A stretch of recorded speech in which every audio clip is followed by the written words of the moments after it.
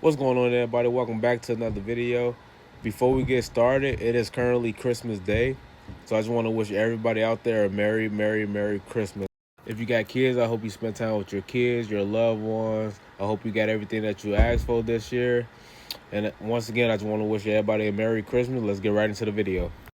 In about 2 days, it will officially be 2 weeks since the guy I watched growing up have officially retired. I mean, I used to watch this guy with like family members, friends, relatives, and everything like that. And and if you've watched the 2010s, this actually made me almost quit watching the product. John Cena has officially retired, and like I said, if you watch the 2010s, you know, by him being on top, literally probably have saved the product.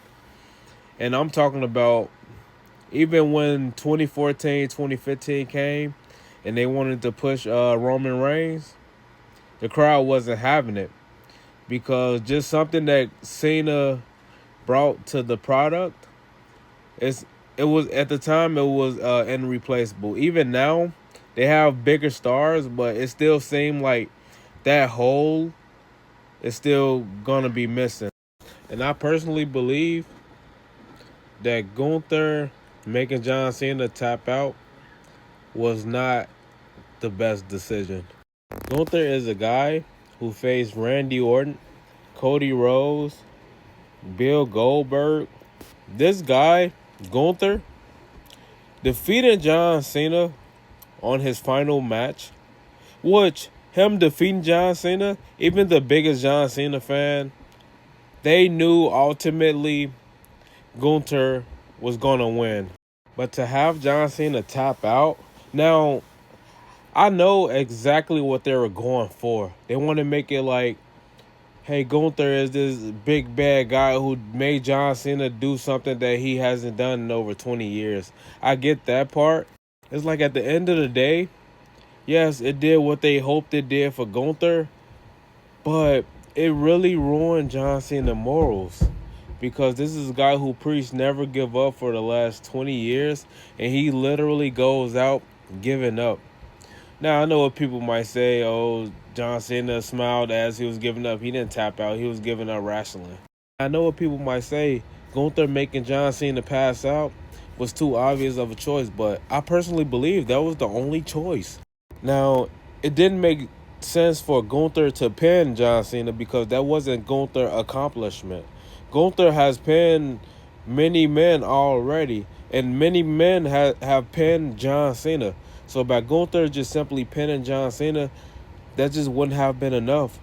But how many people have made Cena, pass out? I think it was like Rusev back in 2015. I could be wrong. I got a fact check, but nonetheless, it's been literally about a decade at least since someone had made Cena pass out. Now I know it's been since I believe like 2004. It's been a while. I think Kurt Angle was the last man to make John Cena tap out, but that was before the John Cena Never Give Up was born.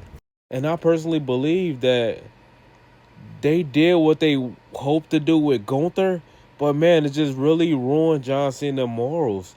And even the craziest John Cena fan can say that they believed Gunther was going to win. I personally believe Gunther should have won, but to make John Cena literally give up on his final match, that just wasn't something that you should have done. Because the thing is, John Cena is a name that will be tied to WWE pretty much for the rest of his life. It's not like a Bill Goldberg or a Batista, guys who importance won't be as impactful to the WWE as John Cena was.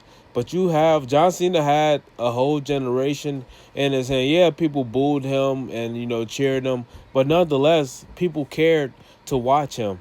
And I know people say, like someone like LA Knight was I personally don't think LA Knight was a good choice. I know he has been, booked correctly, but if they haven't put a championship upon him Why does he deserve to be John Cena's last opponent?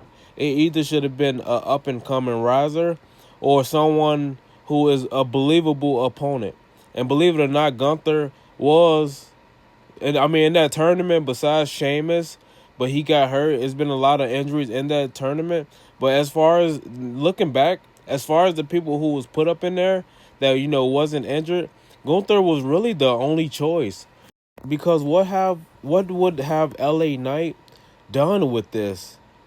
It's like, okay, you didn't win a championship. You was the United States Championship, but it's pretty forgettable. But you wasn't a World Heavyweight Champion. So if they didn't, they could have WWE could have put a title on LA Knight if they really wanted to. His popularity was already through the roof. So by him being John Cena's last opponent, that really wouldn't, yeah, it would have maybe satisfied them, the LA Knight fans. It may have would have satisfied them, but at the end of the day, this is John Cena moment. He has to go out, not with another baby face. That should have happened if he was gonna face LA Knight. That should have happened in the middle of the retirement tour, kind of like around the time where like AJ Styles and John Cena ran that one back. But I just don't think he was the right choice to retire Gunther. I personally think Sheamus was a good choice as well because he kind of bring the same type of intensity and fight style that a Gunther bring. And not only, obviously, it would have been very poetic for John Cena to go out while making Sheamus a Grand Slam champion at the time. Obviously, he lost the championship back to Dom Mysterio, which I'm totally fine with. Like I said, I'm fine with the concept of Gunther beating John Cena, because had Gunther won in a different way, it would have still had the same importance. But to make John Cena lose his morals on the way out, John Cena is a guy who will come back for multiple appearances. Obviously, he's done with in-ring work, but he's a guy who literally will be tied to the WWE. And, I mean, can he come back upon his, Hall of Fame speech and really say the words never give up? Because he literally gave up on his way out. And I know people might say that it was John Cena's idea to go out like this, but okay, Triple H is still above John Cena. It was John Cena's idea to freaking have his final match in Boston, not in Washington, D.C., because TKO was worrying about the money, and I'm assuming it was probably cheaper to get it in Washington, D.C. instead of Boston. But I'm just proving the point that just because it was John Cena's idea, at the end of the day, Triple H is the head of booking. Triple H shouldn't have his job if he's just going to listen to the wrestler's opinion on how a match should finish. He obviously have that job for a reason. He need to do what's best for the product and not what John Cena think is the best decision because he said so. Now, I'm not going to lie. Triple H and WWE, they're actually following up amazing upon John Cena and Gunther match almost 2 weeks ago. They're actually doing an amazing job. But nonetheless, it's just one of those things that just plays in the back of your head where it's just like, what happens when John Cena show up to this place, sporting the words never give up? Because that's what he lived by for the last 20 years. And how do you say those words? That's all people going to think about is the fact that he actually did give up. And I know people might say, oh, he just gave up wrestling.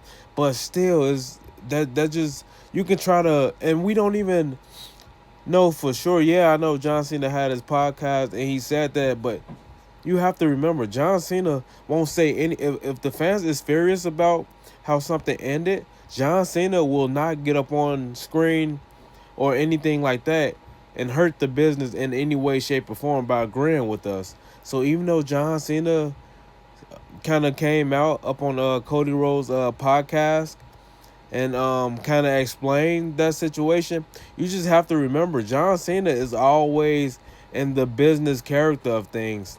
He's still employed by WWE. He's looked at as an inspired figure that will never say anything to humiliate WWE. So I'm not expecting him to come on here or to go on the podcast and say, yeah, the match shouldn't have ended like that, or it was his decision. Like, he's gonna be the one to kind of take the fall upon himself to protect the business.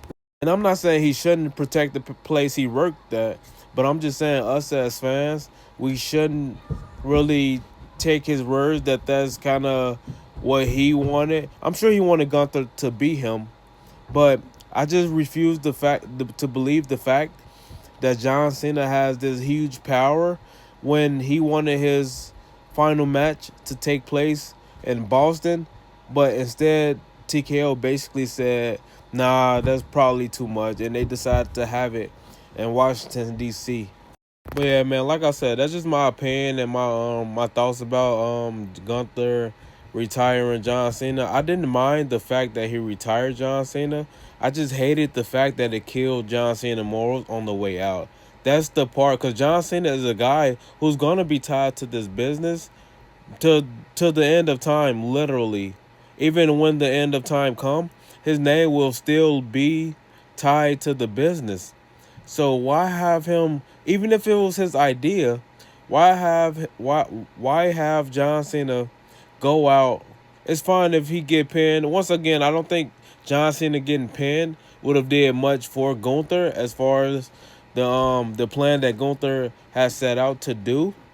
But having John Cena pass out would still make Gunther seem like a monster, since it's still been a decade since that incident took place with Rusev. So that's just the thing I don't understand.